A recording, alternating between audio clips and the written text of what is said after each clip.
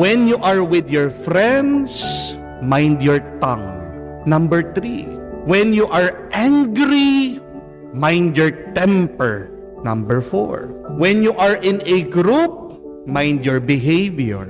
Number 5, when you are in trouble, mind your emotions.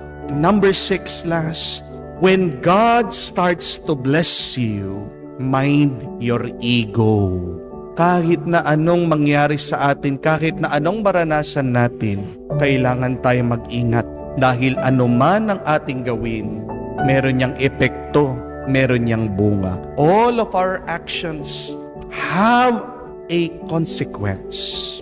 Maliit, malaki ang iyong gawin, magkakaroon niya ng maraming bunga.